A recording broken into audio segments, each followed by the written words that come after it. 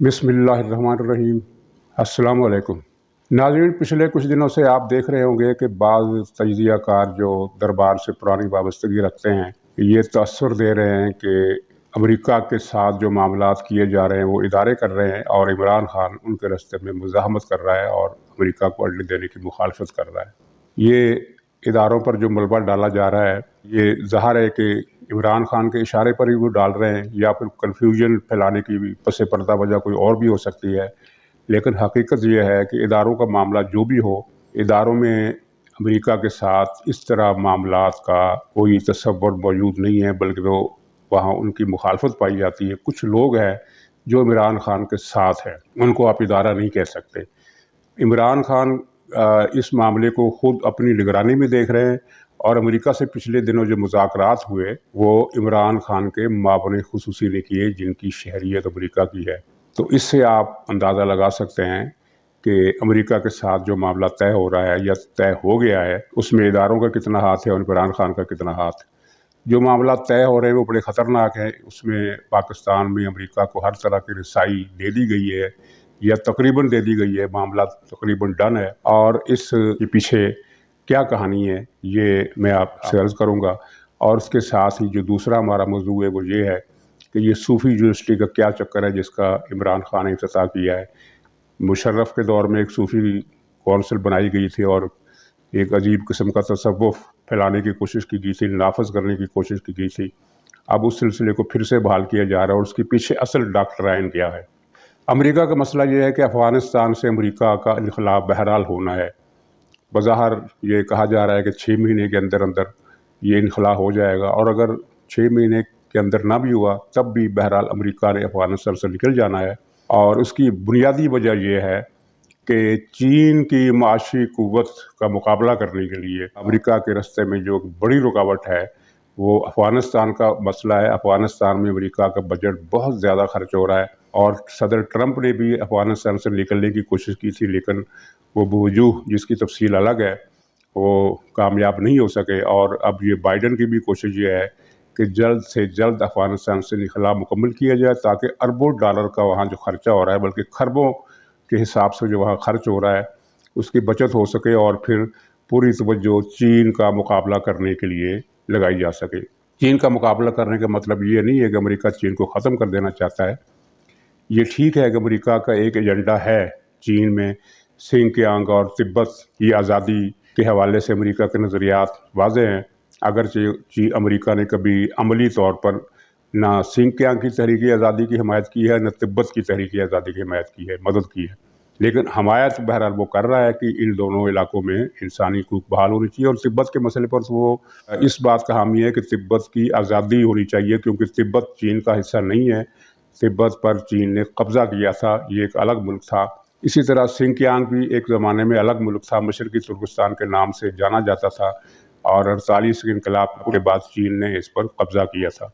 तो अमेरिका की पॉलिसी तिब्बत की आज़ादी की है और सिंकियांग में इंसानी हकूक़ की है, लेकिन अमलन वो किसी की कोई मदद नहीं कर रहा। हो सकता है जो अमेरिका चीन को कर्टेल करने का फैसला कर चुका है उसमें आगे चलकर वो सिंकियांग में और तिब्बत में तहरीकों की मदद भी करे, लेकिन फ़िलहाल वो मदद नहीं कर रहा। और फ़िलहाल उसका जो प्लान है वो ये है कि चीन की एक मईशी क़ुव्वत को रोकने के लिए, इसकी मईशी ग्रोथ को रोकने के लिए, और जिस तरह अफ्रीका, मिडल ईस्ट और पाकिस्तान और सेंट्रल एशिया में यूरोप तक चीन जो ज़राए वसल और रसाइल का जो जाल बिछा रहा है रेलवे का और सड़कों का, उसे रोका जाए ताकि अमेरिका की जो माशी कमज़ोरी, सनती कमज़ोरी, पैदावार में जो कमी हो रही है उसका इज़ाला किया जा सके। तो चीन का घेराव एक वसी तर अमरीकी मनसूबे का हिस्सा है, जो है तो बहुत पुराना, लेकिन अब चीन की बढ़ती हुई माशी क़ुव्वत की वजह से इसमें तेज़ी आने की तवक्को है। तो अमेरिका पाकिस्तान में अड्डे बनाएगा, पाकिस्तान की ज़मीनी और फ़ज़ाई हदूद इस्तेमाल करेगा और जहाँ अपने मरकज़ कायम करेगा, तो उनके नतीजे में चीन का घेरा मुकम्मल करने में मदद मिलेगी। अमेरिका सिर्फ चीन का घेराव करने में भी दिलचस्पी नहीं रखता, ये तो उसको बुनियादी बड़ा मकसद है। वो अफ़गानिस्तान में भी चाहता है कि सूरत हाल कंट्रोल में रहे, यानी जो भी फितना फसाद है वो अफ़गानिस्तान के अंदर रहे, अफ़गानिस्तान से बाहर ना आए। और सेंट्रल एशिया के साथ अमेरिका ने हालिया दिनों में ताल्लुकात बहुत ज़्यादा बढ़ा लिए हैं। यहाँ तक कि आपने ये खबर सुनी होगी कि जब अमेरिकी फ़ौज अफ़गानिस्तान से इनखला करेगी تو وہ پاکستان کا روٹ استعمال نہیں کرے گی، بلکہ ازبکستان کے ساتھ اس کے معاملات طے ہو گئے ہیں۔ ازبکستان کا بارڈر افغانستان سے لگتا ہے، اور ازبکستان امریکہ کی فوج افغانستان سے پرواز کرے گی تو ازبکستان پہنچے گی، اور ازبکستان سے پھر وہ بحیرہ کیسپیئن اس کو عبور کرتے ہوئے وہ یورپ، مشرقی یورپ اور ترکی کے راستے واپسی کا راستہ اختیار کرے گی۔ تو ایک تو پاکستان میں یہ غلط بیانی کی جا رہی ہے کہ امریکہ نے جو زمینی اور فضائی رسائی مانگی ہے پاکستان سے، جو تقریباً دے دی گئی ہے، اس کا مقصد انخلاء ہے۔ انخلاء کے لیے تو وہ وسط ایشیا کا روٹ استعمال کرنے والا ہے۔ پاکستان کی جو حدود استعمال کی جائیں گی ان کا تعلق انخلاء سے نہیں ہے، بلکہ چین کے گھیراؤ سے ہے، اور سینٹرل ایشیا اور افغانستان میں اپنے خارجی ہولڈ کو برقرار رکھنے کے لیے ہے۔ تو یہ عمران خان صاحب ہے جو یہ سارے معاملات طے کر رہے ہیں، اور انہوں نے پاکستان کی معاشی آزادی تو پہلے ہی سلب کر کے آئی ایم ایف کے حوالے اس طرح کر دی ہے کہ اب ہم نسلوں تک آئی ایم ایف کا قرضہ نہیں چکا سکتے، صرف سود ہی دیتے رہیں گے تو ہمارا سارا بجٹ اس میں صرف ہو جائے گا، اور اصل قرضہ جو ہے وہ اسی طرح بڑھتا رہے گا۔ یہ ایک تباہ کن صورتحال ہے جس کا ہم تو یہ بھی نہیں کہہ سکتے کہ اداروں کو نوٹس لینا چاہیے، کیونکہ ہمارا تو یہ موقف رہا ہے کہ پاکستان میں پارلیمنٹ کو اختیار ہونا چاہیے، لیکن یہاں اس وقت ایک بہت بڑی مصیبت یہ بن گئی ہے کہ پارلیمنٹ کو عملاً ختم کر دیا گیا، اور تمام فیصلے عمران خان اور ان کی کچن کیبنٹ کے وہ پراسرار ارکان کر رہے ہیں، جن کی وفاداری کے بارے میں کچھ پتہ نہیں چل رہا کہ وہ اصل میں کس کے ساتھ ہے۔ مشکوک قسم کے غیر ملکی ہیں، پاکستانی ہیں، لیکن ان کی شہریت غیر ملکی ہے، اور وہ مشکوک عناصر ہیں، وہ یہ سارے فیصلے کر رہے ہیں، اور بہت بڑے پیمانے پر یہ پاکستان کی جو آئندہ کی تباہی کا راستہ جو ہے ہموار کیا جا رہا ہے۔ ناظرین، یہ مسئلہ اتنا سنگین ہے کہ اس پر اپوزیشن کو اور جو آزاد خیال کے حامل تھنک ٹینک ہیں ہمارے دانشور، ان کو اس کا نوٹس لینا چاہیے، لیکن وہ معمولی معاملات پر توجہ مرکوز کیے ہوئے ہیں، اور اس معاملے پر جس کا پاکستان کا مستقبل بہت بری طرح وابستہ ہے اس سے صرف نظر کر رہے ہیں۔ ناظرین، یہ جو صوفی یونیورسٹی ہے اس کا کیا ڈرامہ ہے تو یہ ایک فراڈ اور ایک ڈرامہ، کیونکہ ظاہر صوفی یونیورسٹی سے جو گریجویٹ ہوں گے، جو پوسٹ گریجویشن کریں گے، یا پتہ نہیں وہاں کیا سلسلہ ہے تعلیم کا، خدا جانے بھنگ گھوٹنے کا کوئی ڈپلومہ دیا جائے گا یا جو بھی ہے، اس کا ملکی ترقی سے کیا واسطہ ہو سکتا ہے؟ ظاہر ہے کوئی واسطہ نہیں۔ لیکن اس یونیورسٹی کے لیے لاہور کی جو پنجاب کا سب سے بڑا تعلیمی مرکز ہے، لاہور کی تمام یونیورسٹیوں کے بجٹ 80% کم کر دیے گئے ہیں۔ 80% کم کرنے کا مطلب یہ ہے کہ عملاً ان یونیورسٹیوں کے بجٹ ختم کر دیے گئے ہیں۔ اب یہ یونیورسٹیاں دم توڑنے کا سفر کریں گی۔ تو یہ اصل میں مشرف ڈاکٹرائن ہے۔ اس ڈاکٹرائن کا فلسفہ یہ ہے، اور یہ میں سنجیدگی کے ساتھ کہتا ہوں، یہ ایک پرانی سوچ ہے ایلیٹ کلاس کی، کہ اعلیٰ تعلیم صرف ایلیٹ کلاس کو حاصل ہونی چاہیے۔ اعلیٰ تعلیم تک رسائی middle class, lower middle class اور غریب کلاس کا خواب بھی نہیں دیکھنا چاہیے کہ یہ طبقات ان تعلیمی اداروں میں تعلیم حاصل کریں۔ چنانچہ مشرف نے اس منصوبے کے تحت جو اقدامات شروع کیے، اس کا ایک حصہ یہ تھا کہ سرکاری اداروں پر توجہ کم ہوتی گئی، وہ زوال پذیر ہوتے گئے، اور ان کی جگہ ایسے تعلیمی اداروں نے لے لی جن کی فیسیں لاکھوں روپے میں ہیں۔ اب مڈل کلاس طبقہ تو ہزاروں روپے فیس بھی ادا نہیں کر سکتا، وہ لاکھوں روپے کہاں سے لائے گا؟ چنانچہ یہ ایک طے شدہ منصوبہ تھا۔ جو مشرف کی حکومت ختم ہوئی تو اس میں کمی تو نہیں آئی، یہ منصوبہ کیونکہ اتنا زیادہ کامیابی سے آگے بڑھ چکا تھا کہ سرکاری تعلیمی ادارے بدستور سسک رہے تھے، لیکن یہ کہ اس کو ایک بریک لگ گئی، یہ سلسلہ آگے نہیں بڑھا۔ نواز شریف، پہلے زرداری صاحب کی 5 سال کی حکومت تھی، پھر نواز شریف کی حکومت تھی۔ نواز شریف کی حکومت میں تھوڑا سا اس کو کم کرنے کی کوشش کی گئی۔ پنجاب میں کچھ تعلیمی ادارے بنائے گئے غریب طلباء کے لیے، جن پر ان سرکار نواز دانشوروں نے بہت مذاق اڑایا اور ان کا پوسٹ مارٹم کیا کہ یہ تو اس میں تو رقم برباد کر دی گئی ہے، اور اس میں غبن ہوا ہے، اس میں گھپلے ہوئے ہیں۔ لیکن وہ بہرحال سلسلہ چلتا رہا یہاں تک کہ نواز شریف کی حکومت ختم کر دی گئی، اور مشرف ڈاکٹرائن پھر پوری قوت کے ساتھ سامنے آ گیا۔ اور اب آپ دیکھ رہے ہیں کہ سرکاری یونیورسٹیوں اور کالجوں کے حالات جو ہیں وہ زبوں ہیں۔ آپ کسی تعلیمی ادارے کے پرنسپل سے، کسی اس کے پروفیسر سے پوچھ لیجئے، چاہے وہ یونیورسٹی کا ہو چاہے وہ کالج کا ہو، کہ کیا حالات ہیں۔ صوبہ پختونخوا میں اس کا اثر زیادہ ہے، وہاں یہ صورتحال ہو گئی ہے کہ یونیورسٹیوں کے اساتذہ کو تنخواہیں دینے کے لیے پیسے نہیں ہیں۔ تو یہ ایک نالائکی نہیں ہے، یہ ایک منصوبے کا حصہ ہے جس کا مقصد تعلیم کو مڈل کلاس سے اور غریب کلاس سے کی رسائی سے دور کر دینا ہے، اور شمالی کوریا کے حالات پیدا کر دینے ہیں، کیونکہ اس ڈاکٹرائن کا مقصد یہ ہے، بنیادی اصول یہ ہے کہ تمام وسائل ایلیٹ کلاس کے لیے ہیں اور غریب آبادی جو باقی رہ آیا ہے وہ ایک لیبر کلاس، اس کی حیثیت ہوگی، لیبر کلاس سے زیادہ اس کی حیثیت نہیں ہوگی۔ وہ ریاست کے لیے محنت کرے گی، فصلیں اگائے گی، مزدوری کرے گی، اینٹیں ڈھوئے گی، عمارتیں تعمیر کرے گی، یہ کام کرے گی۔ اور شمالی کوریا اس کا نمونہ آپ کے سامنے ہے، اور اس کا رزلٹ کیا نکلتا ہے؟ وہ شمالی کوریا کے اگر آپ کو ڈاکومنٹری دیکھیں، نیٹ پر دستیاب ہیں شمالی کوریا کی، تو آپ کو معلوم ہوگا کہ تقریباً ملک کے تمام وسائل حکومتی ادارے کے پاس ہے۔ جو حکومتی کمیونسٹ پارٹی ہے وہ کوئی پارٹی نہیں ہے، کوئی سیاسی پارٹی نہیں ہے، وہ ایک یوں سمجھ لیجیے کہ ایک مافیا، ایک گروپ ہے جس میں ساری ایلیٹ کلاس شامل ہے، اور شمالی کوریا کی آبادی بھوک سے مر رہی ہے۔ ان کو 2 وقت کا کھانا بہت مشکل سے ملتا ہے، وہ کپڑے نہیں پہن سکتے، ان کے پاس اسکول جانے کے لیے فیس نہیں ہے، ان کے پاس ٹرانسپورٹ کا کرایہ نہیں ہے، وہ لیبر کلاس ہے، اور وہاں سے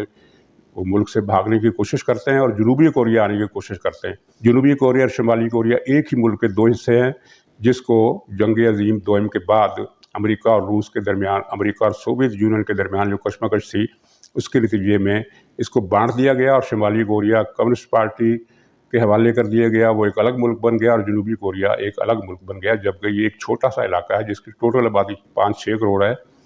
تو اس میں جنوبی کوریا جو ہے وہ اس کی آبادی زیادہ ہے، رقبہ اتنا ہی ہے جتنا شمالی کوریا کا ہے،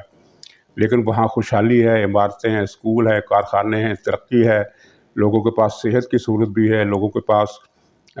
ٹرانسپورٹ گاڑیاں بھی ہیں، اور ہر قسم کی وہ یورپ کا ایک حصہ نظر آتا ہے جنوبی کوریا۔ آپ اگر جنوبی کوریا جو یہاں سے جو لوگ جاتے ہیں وہ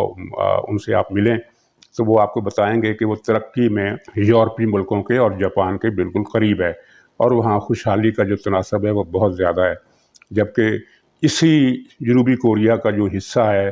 یعنی ایک ہی ملک کا جو حصہ ہے شمالی کوریا، وہاں بھوک کا ناچ ہے، اور پچھلے 10 سال پہلے کی بات ہے، وہاں قحط پڑا تھا۔ حالانکہ شمالی کوریا کی حکومت کے پاس بے پناہ دولت ہے، وہ روس سے، چین سے، دوسرے ملکوں سے گندم درآمد کر سکتی تھی، مگر اس نے نہیں کی،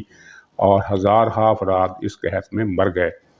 تو اب بھی وہاں اسی طرح کی صورتحال ہے، آہنی دروازہ ہے، وہاں سے خبریں نہیں آتی، وہاں کوئی کسی انٹرنیشنل میڈیا کا کوئی نمائندہ نہیں ہے، کوئی وہاں سوشل میڈیا بھی موجود نہیں ہے، چنانچہ وہاں کیا ہو رہا ہے ہمیں نہیں پتہ۔ تو یہ عمران خان کا پرانا خواب ہے کہ پاکستان کو ہر لحاظ سے شمالی کوریا ہونا چاہیے،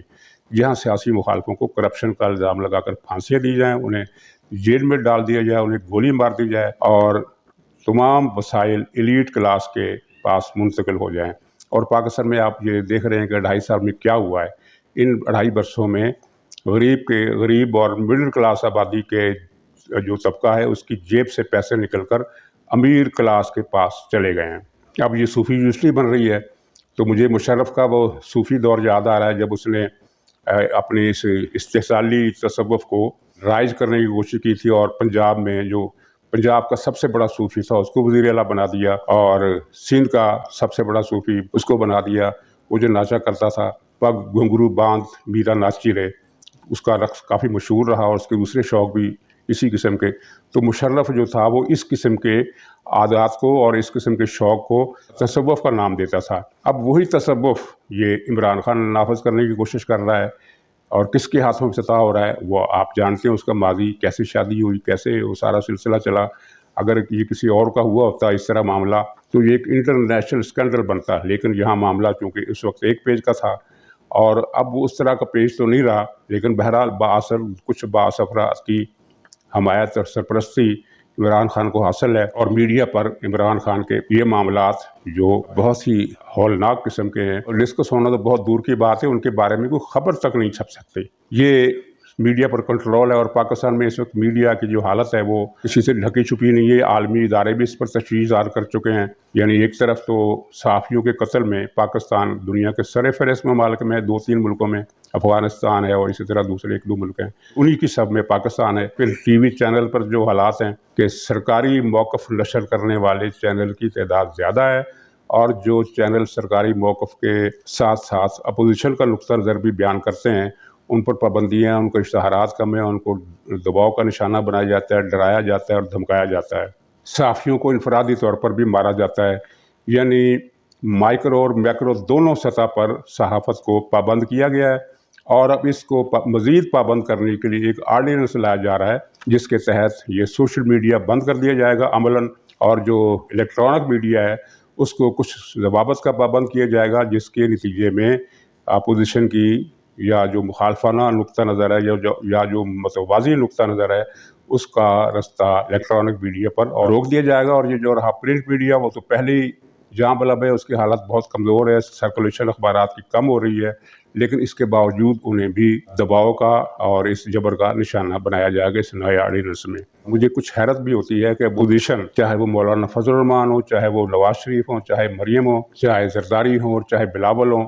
ان کی توجہ اس آرڈیننس پر ابھی تک نہیں گئی۔ یہ پاکستان کو شمالی کوریا بنانے کا پلان کا تیسرا نقطہ ہے جس پر اپوزیشن کو توجہ دینی چاہیے۔ امید کرنی چاہیے ناظرین کہ پاکستان کا اجتماعی ضمیر ایسی کوششوں کو ناکام بنا دے گا، اور جو جہاں بھی موجود ہے اسے اس بات پر آواز اٹھانی چاہیے کہ جس طرح تعلیم کا حق غریب عوام سے اور مڈل کلاس سے چھینا جا رہا ہے، اس پر بھی کچھ نہ کچھ احتجاج ہونا چاہیے، اور معمولی نہیں، شدید احتجاج ہونا چاہیے، کیونکہ یہ ملک کو قرون مظلمہ کے دور میں دھکیلنے کی کوشش ہے، اور جہاں صرف تمام زندگی کی سہولتیں اور تمام حقوق ایلیٹ کلاس کے پاس ہوں اور غریب کلاس کے پاس، مڈل کلاس کا تو خیر تصور یہ ختم کرنا چاہتے ہیں نا، دو ہی کلاس ہونی چاہیے، ایک ایلیٹ کلاس اور دوسری لیبر رعایا۔ تو ناظرین، یہ جہاں تک ہو سکے